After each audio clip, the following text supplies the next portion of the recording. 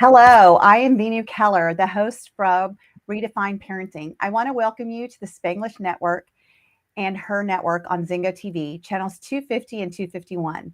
Please remember to download both Zingo TV app on the respective app stores on iOS and Android devices. While you download, make sure to rate and leave a comment. The app is free.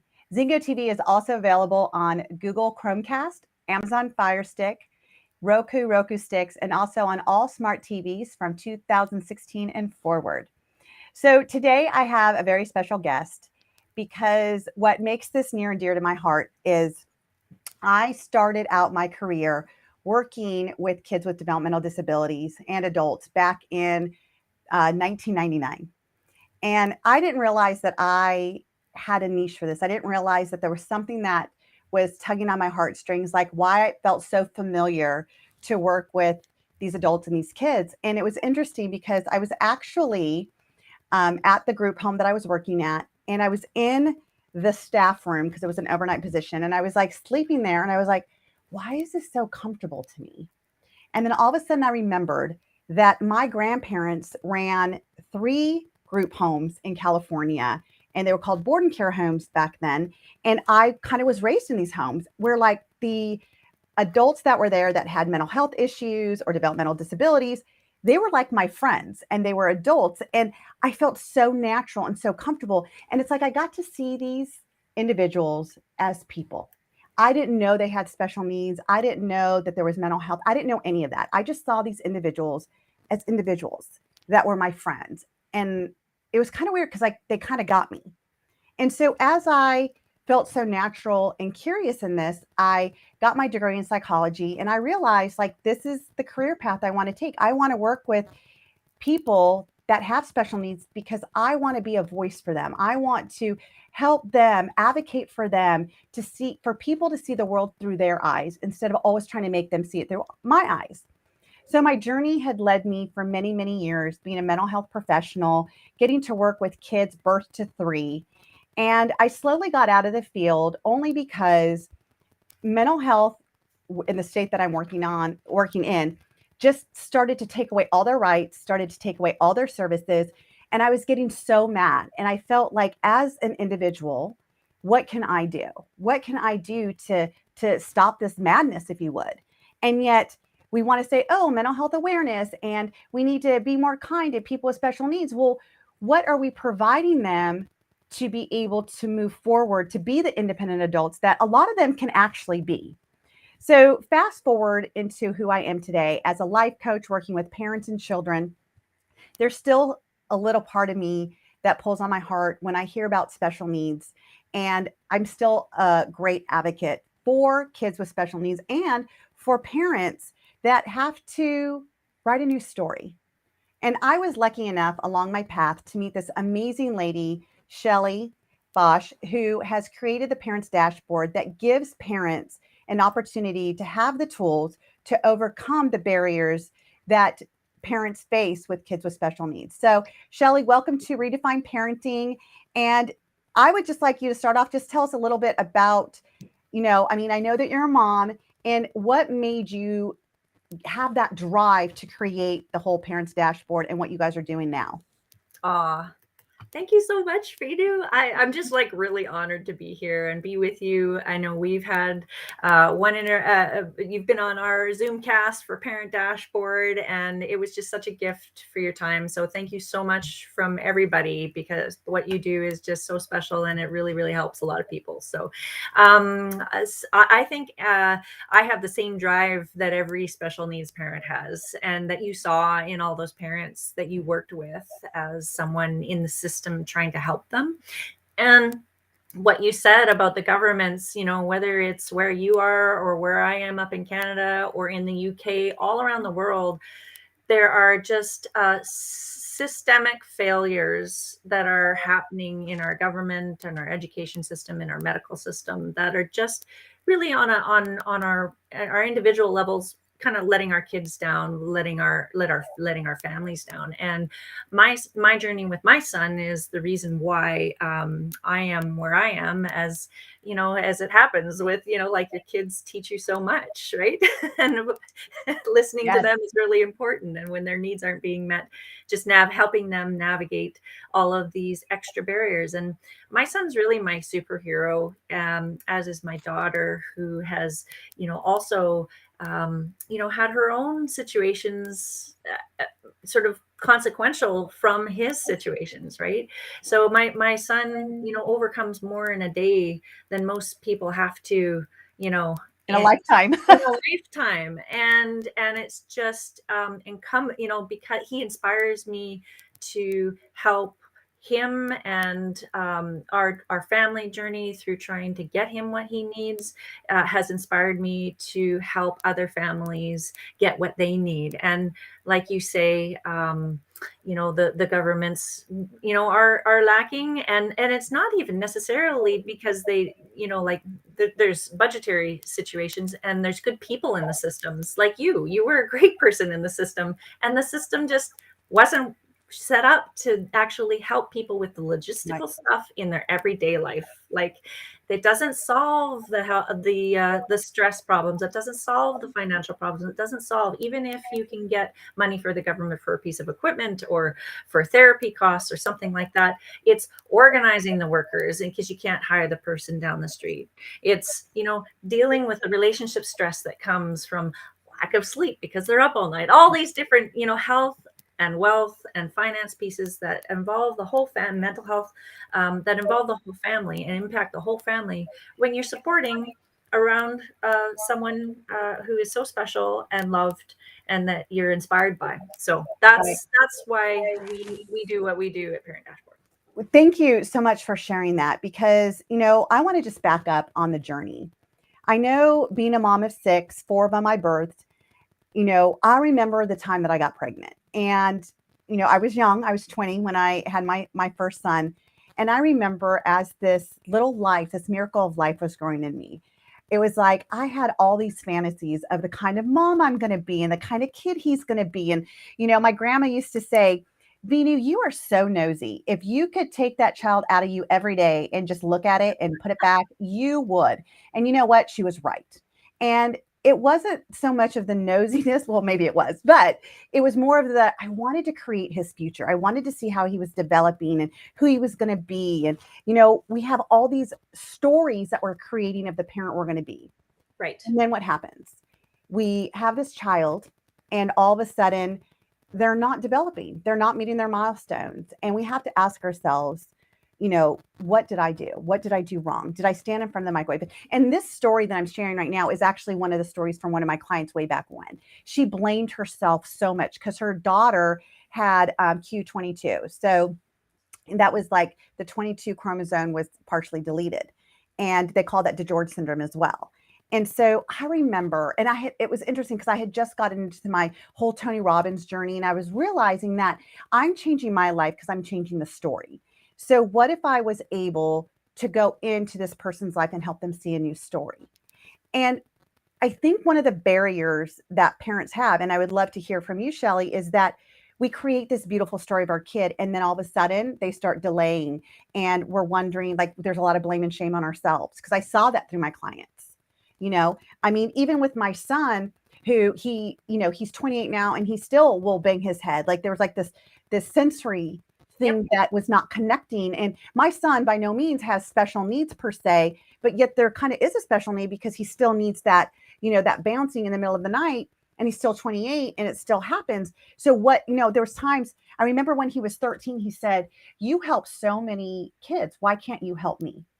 Like, that was the most devastating thing I've ever had my child ask me. And I cried, and I'm like, okay, I need to help him. So I took him to PTs. I took him to OTs. I was taking him to the neurologist, trying to figure out, like, what is going on with my son. And they couldn't find anything. I remember when he was 2, the pediatrician said, well, maybe he's going to be a drummer. A lot of headbangers are drummers. And I'm like, really? Like, that's the story I'm going to create for this kid? And I'm only 22 at the time. And then I get into these special needs, and I'm watching this family, and I'll never forget. It was like right before Christmas, and everyone's sitting around the table, and I'm walking in, and they're like, "So we just got her back from the testing in Raleigh at Chapel Hill, and we got the diagnosis." And I said, "Well, do we want to sit and do this, or do you want me to work with her first?" And they're like, no, we would like to sit with you and talk to you because as a team, we need to figure out how we're going to go forward. And they gave me this pamphlet and I said, thank you. This is somebody else's story. This isn't yours. And I got up and I just opened a drawer and I put that in a drawer and I said, we're going to allow them to have their story and we're going to write a new story. Do you know that with DiGeorge syndrome, there wasn't much I could do about the heart defects because that's part of it.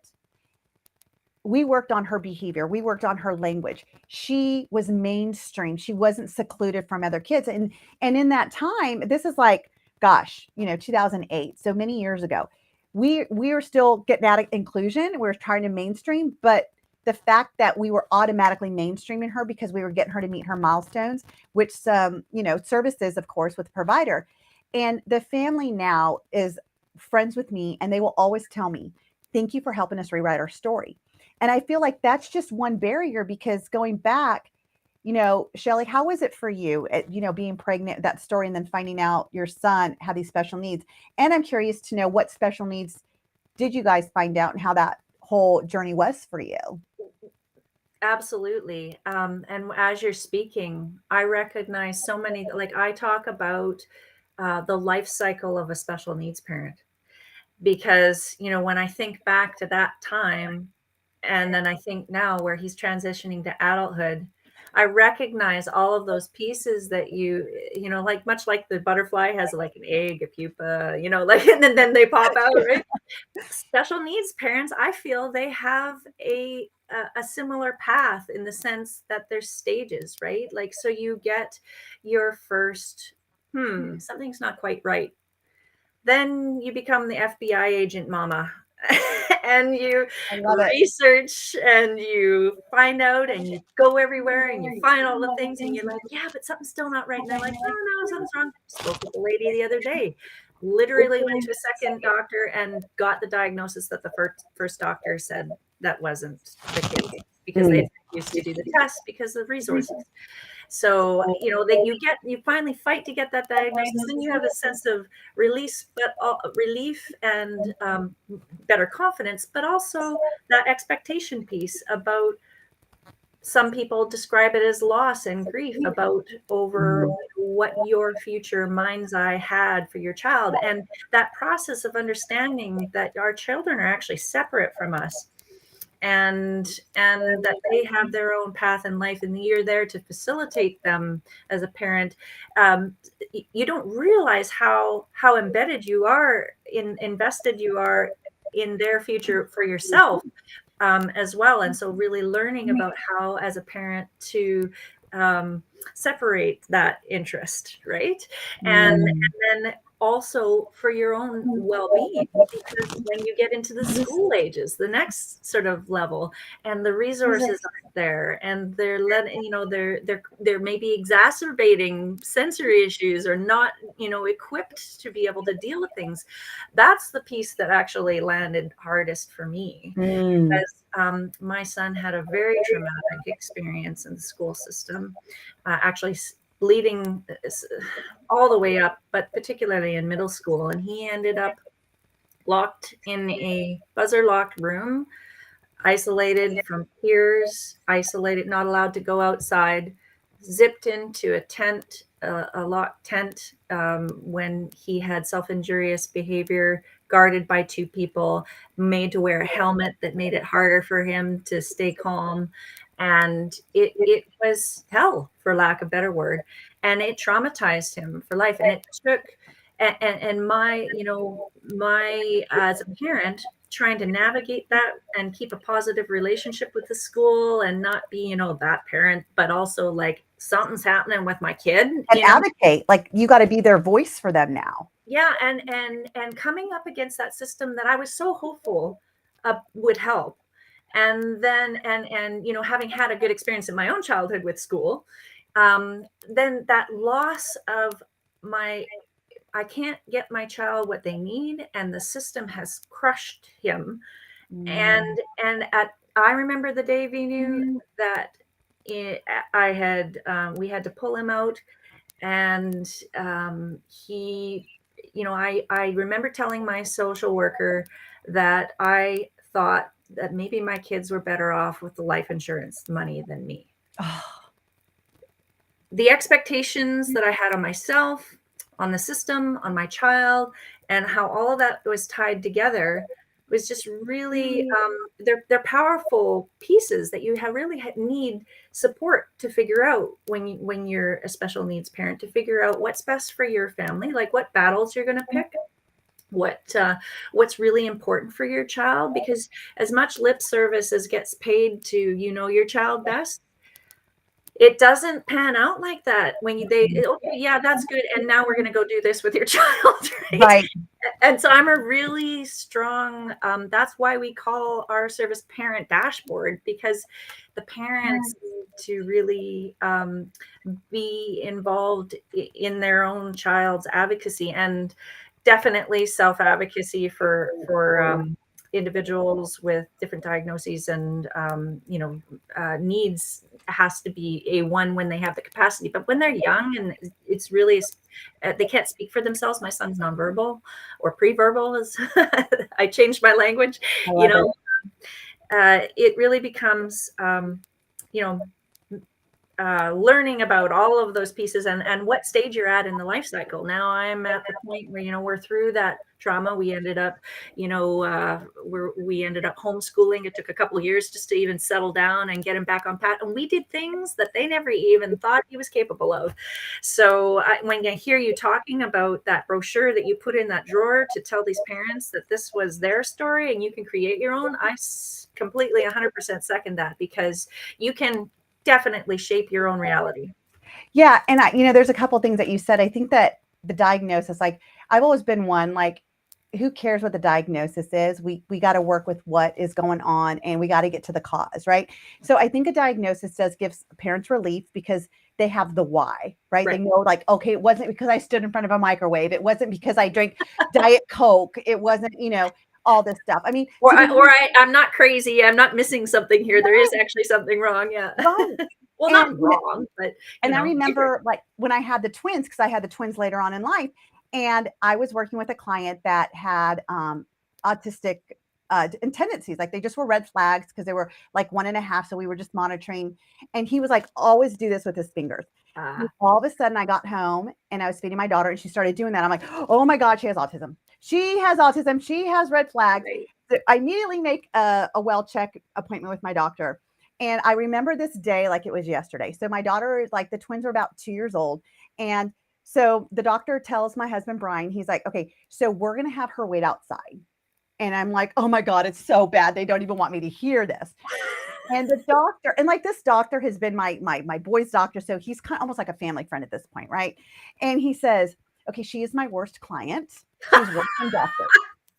Please help her understand that kids do different things just because. And there's no reason to go look for a diagnosis that's not there. So your kids are fine. Please take her out of my office. And I'm like, oh, dear God.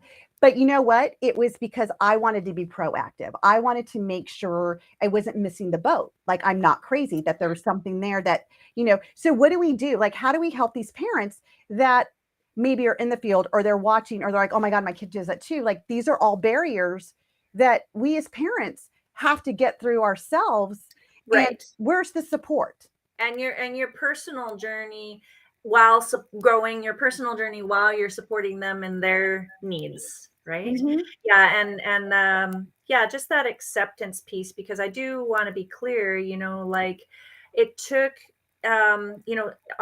these things aren't necessarily something that need to be fixed, right?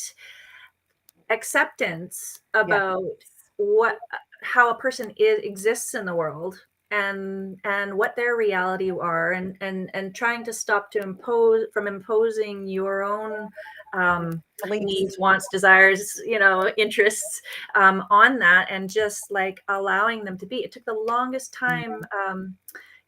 I just thought that I wasn't doing good enough, wasn't getting him what he needed. And I had to get him here by the time he was adult. And now we're making this adult transition. And it's sort of, okay, so, and you have therapy over it, right? Like my therapist will tell me, you know what? Given what what you had, like what the challenges were, and the system treated you like, and like the resources available. You Mhm. did everything that you could, and so we just need to like acceptance and self acknowledgement and accurate praise, and just like it, Yeah. because it can really get down when you're dealing with not being able to afford all the things, when you're dealing with having thyroid issues, or like stress hives, or just like not anxiety, or all of the mental health pieces, or you're dealing with the siblings issues because Mhm. they have basically had the oxygen sucked out of the room, and now they have their own set of issues as a Right. result. Like when you're dealing with all those pieces, I kind of explain it like, because people with normal neurotypical kids, sometimes it goes, okay, well, that must be hard, but what's the big deal, really? Right? Like, it's just like Right. anything else any parent would do, right? And I sometimes explain it like, I don't know if you've ever seen Stranger Things on Netflix, but when there's the upside down, and it's like a mirror image of the world, but it's just very, very different mirror Right. image of the world. And Right. that's the reality of special needs parents. You can't ever really like get in their head. And sometimes you'll hear special needs parents say, "Oh, thank goodness you get it." Like, when I hear relief in the voice when I say, "Oh yeah, yeah, yeah, Mhm. okay, so you didn't sleep last night. Okay, yeah, I get that. You've got holes in the drywall. Oh, I get that. like Yep. oh, okay, there's just sort of like this instant, you know, understanding, and that it can be really that can itself can be isolating, Mhm. um and because you can't get out, you can't go out as much, you can't, even when you do get out, you get the kind of the shamey looks in the grocery store because your kid's having a sensory issue that looks like a tantrum, but is actually just like a neurological issue, or like you've got all of this stigma and all these barriers, so like it all kind of just like compounds on you as a parent. And that's again sort of where we come back to, like, what can we do? We created some very specific sort of things that nonprofits don't do and that governments don't do, that help you with your actual day and with your actual finances and with your actual health. And that's what we love to focus on, the logistics of actual life with parents. So Yeah. yeah. I feel like, I mean, you touched on so much stuff. There's and it's really about these barriers, right? It's starting from going back to the story that we create when we're pregnant with our children, to when they're born, and now all of a sudden there's a different story that we need to create. But one of the things that I want to touch on is not getting stuck in the story of what the doctor Yes. says or what other people say. It's creating that new story and what that's going to look like for you, and understanding that nonverbal kids, as they like to say, may not be able to communicate with expressive language, but they know how to communicate. And it's kind of like that FBI parent. It's learning how they are communicating so you can understand their needs and wants. So many times people are, and I don't know, this is a personal opinion, but I feel like the medical field is trying to make us help them come into our world versus teaching Right. us how to go into their world, see it through their eyes. And I always used to say, like, I think autism, because autism was one of my, like, a lot of people didn't want to take the kids that were on the spectrum, and not because there was anything that they felt was like wrong with it, but they didn't know if they could handle the right techniques and getting them the right help and how to Right. understand them. I migrated to it because it was all behaviors, and I love behaviors. I feel behaviors will tell me more than any other word will ever tell me. So I literally took all the cases that the kids had were diagnosed with autism or red flags for autism because I wanted to specialize in behaviors, which has really helped me in my life. And Well, doing so, behavior is communication. correct. And so in doing so, looking at these kids, I said, I bet you our brain is so big, they say we use a minute size of it in our lifetime. I feel autistic kids on the spectrum use a different side of their brain, which is more expansive. So they see it and they process it just differently than we do, but they're able to process it. And as a matter of fact, when I have worked with kids, and I used to do ABA therapy, and I loved it because it was all trial error. It was teaching them certain things to be independent and giving them some, not just hope, but like, oh my gosh, I did it. Like, I am independent. And they start as they get older, like you said, transition to the adulthood. It's like, I can do this on my own. Like, I can go to the bathroom on my own. I can make my own sandwich. I can put my own socks on. Like, for us that have these kids that are, like you said, neurotypical, we're like, oh, thank God they finally did it. But because I've watched this with my clients, when my clients at, 5, 6 years old were putting their socks on finally, we freaking celebrated like it was their birthday. It's even sweeter. All the little wins are even sweeter Right. then. Right. So let's talk about some strategies for parents, like those parents that are going to be listening to us that have just found out that they have a diagnosis with their children or whatnot. What are some of the tips that you can give these parents to really start to overcome the barriers that I feel like society puts on us? Like with school and even the journey with your daughter, right? Because Yeah. how she has felt, and like you said when we started off this program, was the barriers that she had to go through too. Yeah. So, I mean, the first thing that I like to tell a newly diagnosed sort of parent, where they're at that sort of young stage, is, you're in this for the long haul. So I actually used to work with First Nations folks, and one of the biggest things they taught me was this is 7 generation stuff, and you need to be a marathon runner. So pick your battles wisely. And the second thing that I kind of recommend is get the right people in your corner. There's a plethora of, you can search up, your local autism groups. You can search up your community resources, but really find someone who, almost like a coach, that you can have them go, okay. It's like when you're playing poker and you learn how to play poker and you're being dealt different hard hands of cards, and you need to know, okay, well, do I split it this way or that way? It's just like that. You need somebody who can like show you, oh, okay, this is, if you want this result, then you'll do this, and if you want this result, and really work with you on a plan. And then I say, like, go hard.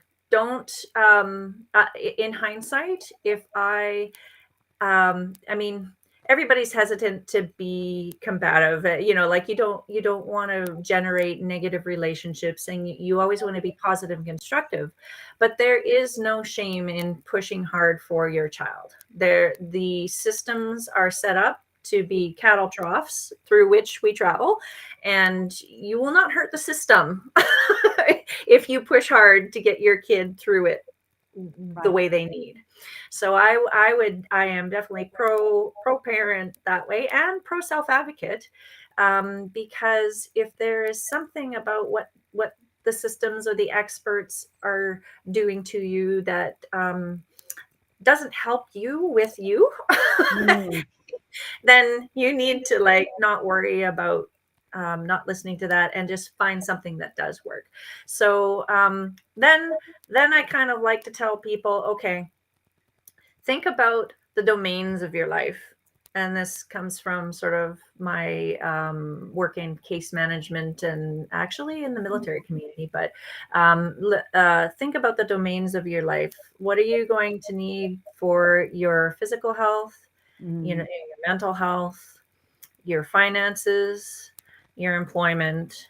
Because all of these things start to impact. When my son was kicked out for 20 days without a suspension because an incident happened, he headbutted his worker at school because they hadn't perceived something, and they did something that agitated, and we found out later, and it set him off. It was a trigger for him. Yep. And he came home for 20 days. I hadn't expected to leave work for 20 days or have to pay for full-time care at an expensive rate, because I can't just hire the kid next door. So, like, those turn into like real life financial issues and health issues and relationship issues. So, like, coming back to what I like to do is just like help people understand that they're going to have to, they're going to see the influence of this on all of the domains of their life. And having a plan for each of those things is something that is a new layer that you, as a parent of complex needs, whether it's diagnosed or not, are going to have to think about. Yeah, definitely. So, and I would just like to add on that. So, with my work through the years of working with families with special needs, and I do like I've coached families through this, like I still do that. And like I only have a couple clients that I do, and I'm so glad because it keeps me in touch with that part of me of my the beginning of my journey. And so one of the first things I tell parents is give yourself grace. Give yourself grace, whatever that looks like for you. You know, if you do not recharge yourself, you're going to give you don't have the best of you anymore. You're going to give the rest of you. And Absolutely. so you have to, where do you need to plug in? Like, what does that mean to you? Does that mean reaching out for respite care, or creating that tribe? Because it takes a village to say, hey, look, I just need a couple hours, can you please come? If it's their nap time or whatever, like, find that opportunity to give yourself grace. That's one of the things I say. Another thing I say is be an advocate. You got to be their voice. You got to be their voice, especially at school. Like, there's so many times that, as a case manager, I was going in to write the first IEP or the behavioral implementation plan, the BIP plan. And parents would just be like, okay, 30 minutes of speech therapy in class. And I'm like, no, no, they don't want that. No, no, no, no. I've been working with this child and he needs one-on-one. He will not thrive with speech therapy 30 minutes Right. a week Right. in class. He needs to be pulled out in order to work with him. Right. Okay. Okay, well, we could do that. So, okay, we're only going to do 30 minutes a week of physical therapy. The kid is still learning how to walk and he has technology walker to use, and you're telling me only 30 minutes a week of physical Yep. therapy? Absolutely not. And I'll pull out the family handbook and I'll say, tell me where it says this. And I really help the parents walk through, because they don't know. They go in and they think they're going into these schools and the school knows everything. This is their forte. Yeah, they position themselves as authorities, right? Correct. And so, what I had to help parents do for so long, and sometimes still do, is you need to be the voice. Do you think the care that they're going to get is going to take care of your child's needs? If it is a no, you need to go back and you need to figure out what is it that they need. Because I'm going to tell you, I've had families that have sued the school district. Yep. They have won, and they got their kids put in, the other classes that they needed, and the school had to pay for it. Yep. The school had to No, pay and, for it. and I've had an IEP in Washington State, and I've had an IEP in British Columbia, and unfortunately, there's a little bit different legal teeth that each have, but those are what those documents are for. And going in with your eyes open and your support system and your squad Right. is like super critical in being able to navigate and that's just the school piece. Right. There's also like the medical system Correct. and all of your like your personal what I feel like parents especially need the support is like definitely like what you're saying, coaching people around and that sort of stuff, but in the areas where there is no system at all, Right. like where it's the realm of your personal life, Mhm. and it's your responsibility, particularly in the area of finance, and you may or may not have grown up with money, or you may or may not have perceptions of money and what wealth is or what you need, or you may or may not be able to hold a job because of your child's medical or physical needs, or you may be being called off a job and be putting either your promotions or maybe even your job itself at risk, because you're having to constantly come home, or constantly your productivity may be I'm low. off. Right. Yeah. And like those are the areas that I feel like we really understand and do a lot of coaching in, but we have to, even if you added up all of the coaches in all of the areas for complex needs parents, we still wouldn't have enough at No, this time. I agree. I agree. And the third thing that I wanted to add with the barrier, well, first of all, make sure you know what a barrier is. I love Right. Marie Forleo. She says, if it's a problem, it's figure outable. Everything is figure outable, but you got to know, you got to have clarity of what you're trying to figure out. How do you turn your problems into possibilities? What is it that you're going to learn? What's the gift in that problem And that, it can, it can be really hard to see It when you're in that crisis moment, right? That's why it helps to have support. Yeah, no, exactly. And getting that coaching and that understanding. So like when your child is in the middle of the meltdown, the sensory meltdown, and what you said before about giving yourself grace and being able to sort of step back and self-care, Mhm. it's really hard to remember to do that when your It is. child is putting their head through the car window, like happened to my son. Like, Yeah. but developing it, you almost become, you develop skills akin to a military veteran in terms of focus, because you're dealing with this like real life crisis right in front of you, and you have to kind of like emotionally distance yourself and be able to manage the damage, right?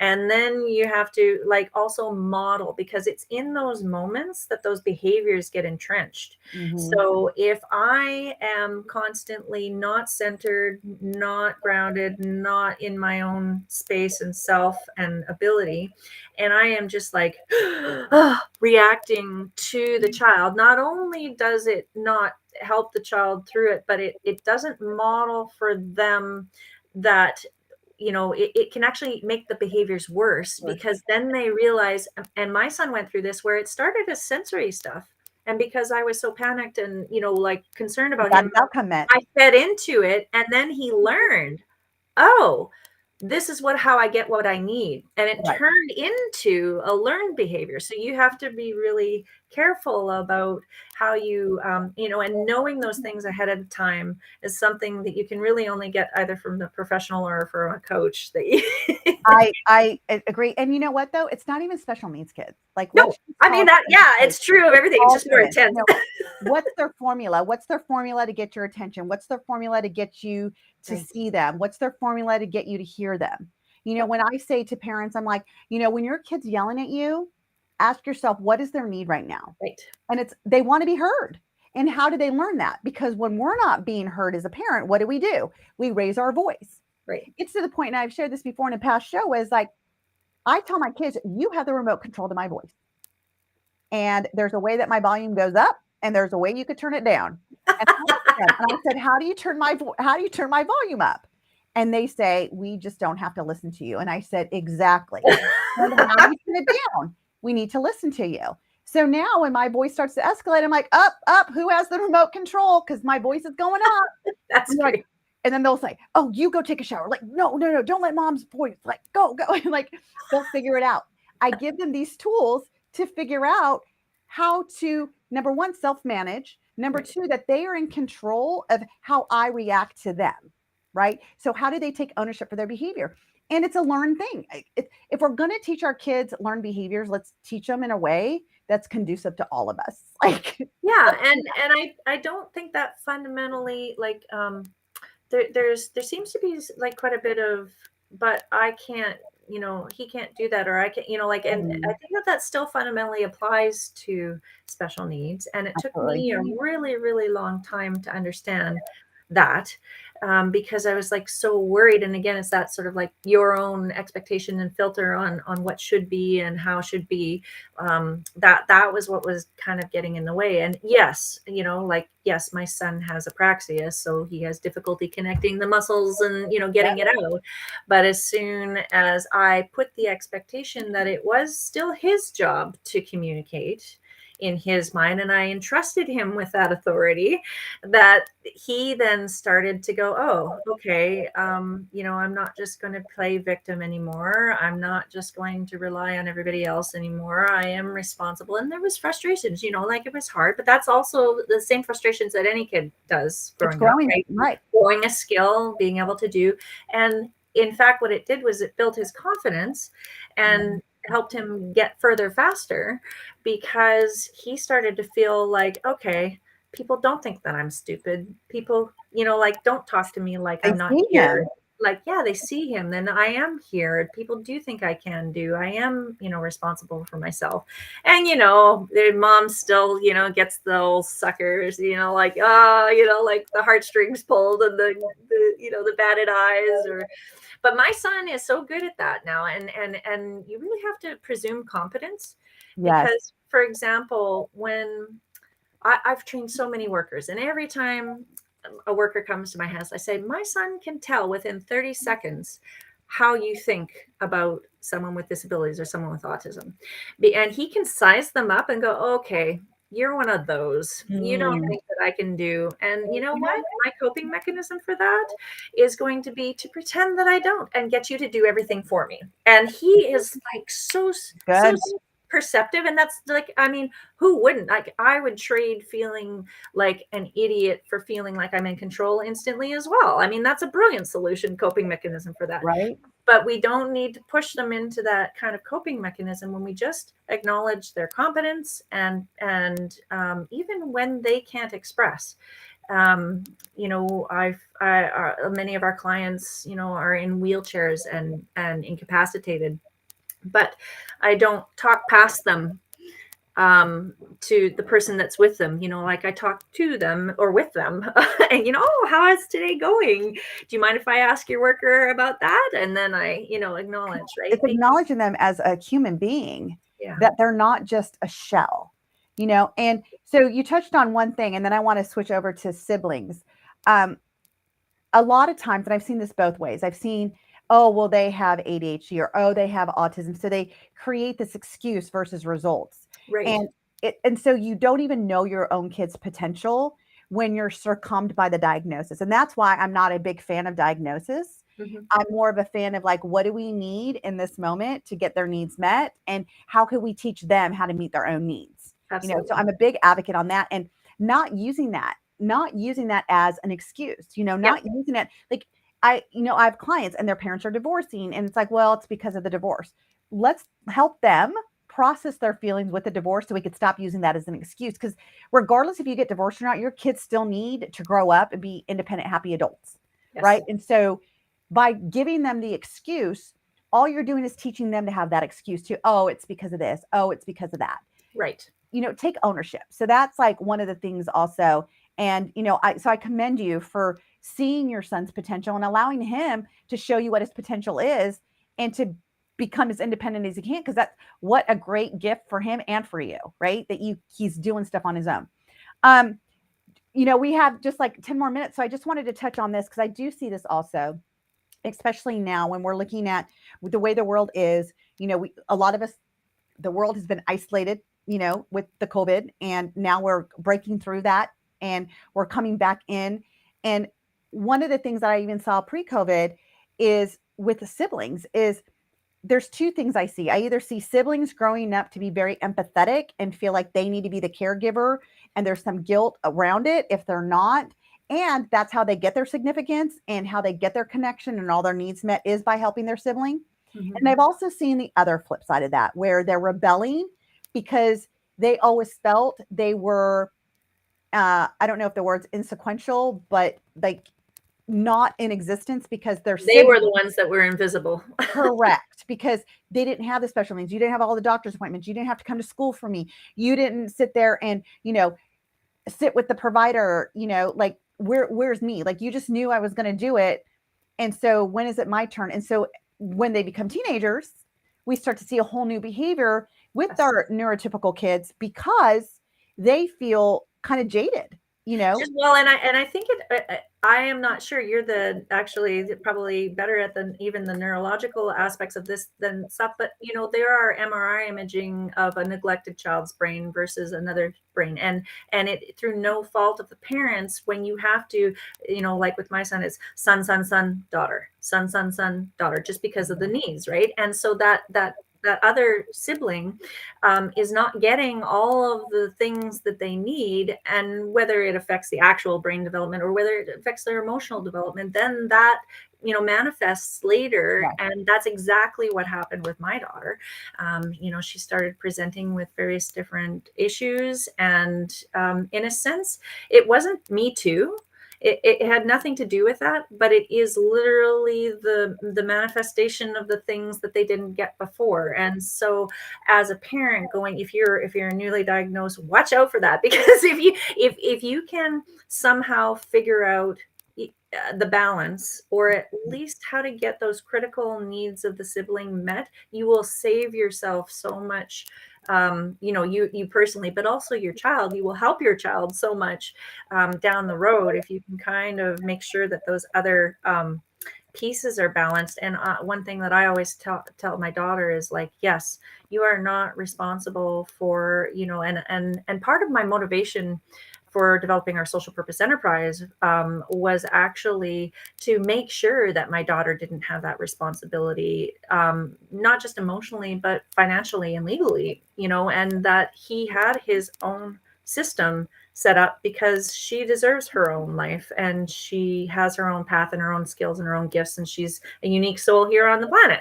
So Right. that's completely separate from him. And yes, obviously she's tied to her brother, but it's a very complex thing because when you do give them that space, then they have the space to feel about that. And sometimes that's also a challenge, right? It's like, Right.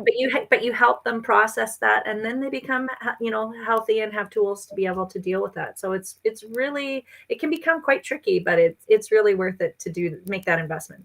Absolutely. And I also feel that, like, whether they're neurotypical, whether they're special needs, there's also sometimes a guilt that comes with siblings, is that like they feel left out and now they feel guilty for feeling left out Right. because their brother or their sister are nonverbal, they're Mhm. like stuck in a wheelchair, and they feel guilty because they're going to cheerleading camp, they're going to Right. sports, and they're able to go out with friends and play while their siblings never been able to do that.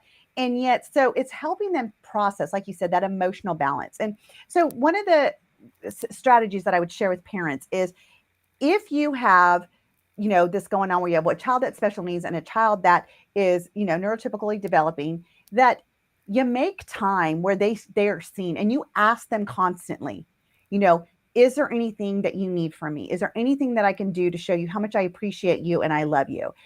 Make that special time for you and your child. Like, this is mine and your time. Like, we're going to go and do this together. I mean, I do that with my kids now. Like, today's me and my daughter day, tomorrow's me and my son day. And And that is okay. You don't have to feel guilty about doing that too. right, That was for the longest time. It was sort of like how it's taboo to kind of expect, okay, disabled child, you're going to manage, on your own without me for a minute, like you don't, as a mom, it's like, right?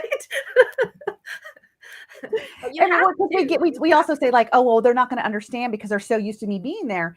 And Right. there comes a time where you need to cut the cord. You need to let them know, like, you're going to be okay. Like, you're going to be okay for 2 hours while I take your brother out, or I take your sister out, or or me and dad. Like, and that's the other thing. And I know, like, we probably can go on a whole nother topic, but to remember, especially like when you're married, is to make sure your foundation is strong. And how do you do that? Right. Take time for you guys. Keep your foundation strong between you two. Talk about how you feel. Talk about, like, men are not mind readers. We women are emotional creatures. And we have to voice that to our spouses, because guess what? The partners in our life want to help us. They want to protect us. They want to make us feel safe. And if that's going to happen, we need to tell them what our formula is for all of that. Because if we're, And that men, you don't need to fix this. this yes, is this is not, you are not failing by admitting that there is something different about your child. You are not failing to, if your child can't get everything what they need. This is not about you not being able to provide for your family. This is, you just being present and being there and supporting your family is enough. I it just is. want to say. And I would just definitely ask, like, what's the definition of that? Like, I have a family and they have a child that has special needs. They have pandas. And so when the neighborhood's not understanding the outbursts and the behaviors that child's having, and mom feels she's doing it by herself, it's like, well, have you told dad what you needed? Like, because he's not going to mind read. And as soon as she's able to do it and dad literally understands, not through his filters, but through her filters, all of a sudden there's a cohesiveness again. And it's like, Absolutely. oh, wow, he is on our side. He does understand that, he's not embarrassed of our child. He wants to help our child. And the way to do that is to allow the neighborhood to know, like, look, we're not trying to change anything. We're not trying to change your opinion. We're just trying to say, hey, look, can you at least support us to support our son? Because we do have help. We do have a coach to help our son through these behaviors and to help our family transition with this and grow through this. And it's so important that everyone is part of the puzzle, and everyone needs to be heard, and everybody needs to be understood. And we all have different filters. I mean, we all delete, distort, and generalize the information we hear each and every moment based on our beliefs. So if you can imagine a child that does have special needs, that doesn't process as we process, that it takes different ways to get to communicate to them so they can try to understand it through our filters. Give yourself grace and give yourself, again, praise yourself for the job that you're doing, and be open to understanding and seeing the world through their eyes. So we have a couple more minutes. Shelly, do you want to just take us, like, do you have any, like, what are your top takeaways that you can give parents? And also if you could just share a little bit about the parents dashboard in the next couple minutes, so that, Oh, because you're a great resource for people. I know you're in Canada, and yet I know your website's a great thing. I know you guys offer a lot of different programs and stuff. And even if they're not in Canada, I'm sure if they reached out that you guys have different resources for them. So Oh, thanks. Yeah, no, folks are welcome to come to our website, parentdashboard.ca. And we do have a Facebook community. So through our journey, we developed basically a hands-on care system, but that's just for, like our local area, although it's growing, so it may be expanding. But when COVID shut down, we basically had to pivot to support our families online. And so we developed all sorts of different things, but mostly around things that you can't kind of get from government or nonprofits, because we didn't want to duplicate. So, if you need anything around, how to deal with flexible income earning options, or support around, your health, wealth, we basically offer those things online now. But moreover, I think what we're excited about that we're doing is we've developed social enterprises, business to business activities that we do with businesses that actually develop funds that will actually start to pay for hands-on caregivers to reduce costs. So that's basically sort of the models that we're working on, because as government funds shrink and those resources go away, we can't nobody may be coming to save us. So we kind of have right. to figure out new models to be able to pay for things, to be able to get things we need. And the world is changing. Technology's changing. Just being able to be here with you today is amazing, and to share what we're doing as if it sparks some interest somewhere, we're more than happy to help. But we've just mostly really appreciated, being able to talk with you, have you on our show, and now to be here with you has just been like real honor. And so thank you for everything you do, because it's just phenomenal.